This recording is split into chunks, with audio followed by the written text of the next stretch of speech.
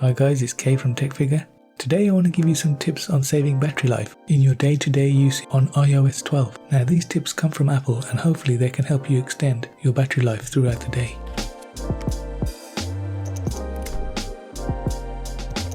Now the first thing to check is to make sure you're on the latest version of the software. This will be the most optimized to save you battery power. Now the next thing is auto brightness. Now this really will extend your battery life throughout the day in combination with the control center brightness setting.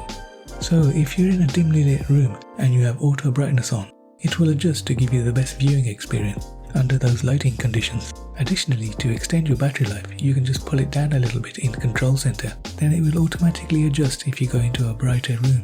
Now if you're going to be indoors all day in dim conditions, you can just turn it off to extend your battery life. And that's under general and accessibility, and then display accommodations, and then auto brightness. So if you're going to be in dimly lit conditions all day, you can pull that down, and that will help decrease eye strain, but otherwise you should leave it on. Now the next thing has to do with Wi-Fi. Wi-Fi uses a lot less power than cellular data, so if you have Wi-Fi available, it's always a good idea to leave Wi-Fi on and be connected to it. Now if you can't do that, you can turn it off for the day by using this button here in Command Center. This will only disconnect it till tomorrow, or you could turn it off altogether in the settings.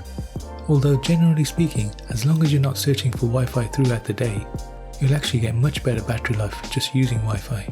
Now regarding Bluetooth is so low powered you don't generally need to switch it off. It is vastly more efficient than Wi-Fi and cellular. However, you can turn it off and on as needed, saving you a little amount of power. Now the next thing most people are familiar with is called background app refresh.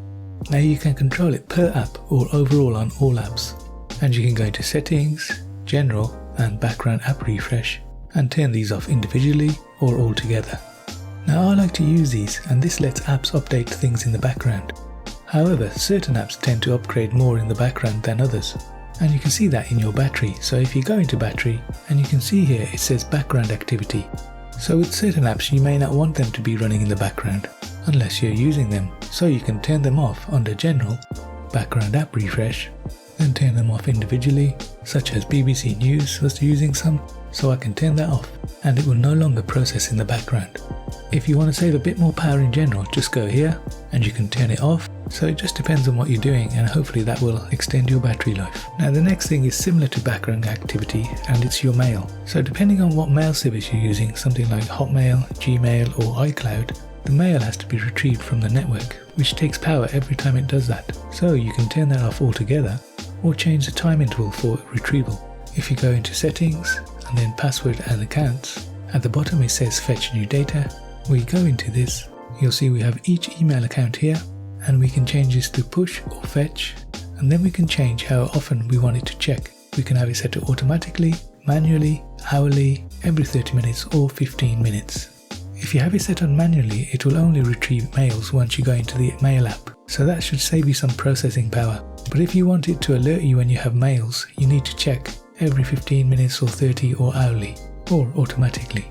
Automatically is normally good, and you'll see it says here your iPad will fetch new data in the background only when on power and Wi-Fi. Now another thing that uses a lot of power is location, and you can find that in settings, in privacy, and then location services. So here you can see what's been using it regularly, and you can see that with the purple arrow next to the app, and if it's an outlined purple arrow, you can see that the system is using it a lot. So you'll see that hollow arrow indicates that an item may receive your location under certain conditions. So if we go into system services, you'll see that certain things are using my information, such as HomeKit and location based alerts. Now for the moment I'm fine with this because it doesn't seem to be draining my battery, but you may want to turn some of these off as they will use some power for sure, especially certain apps. Most of these I've set to never or only use while using the app. So things like maps, for example. Using maps or Google Maps, I need to have my location based data so I can navigate. So it needs to be on at least while using it. Or I can say always or never. Now the next thing is to do with the lock screen and notifications.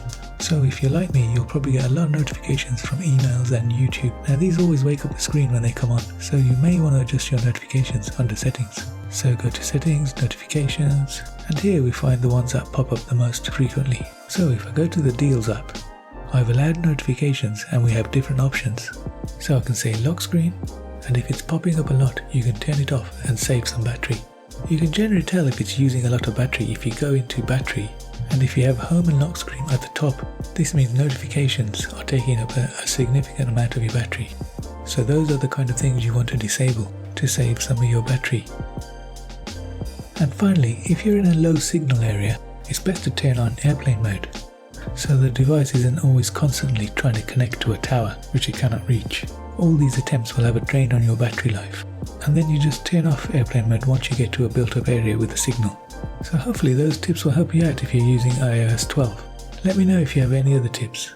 If you enjoyed this video, please like and subscribe, and I'll see you in the next one.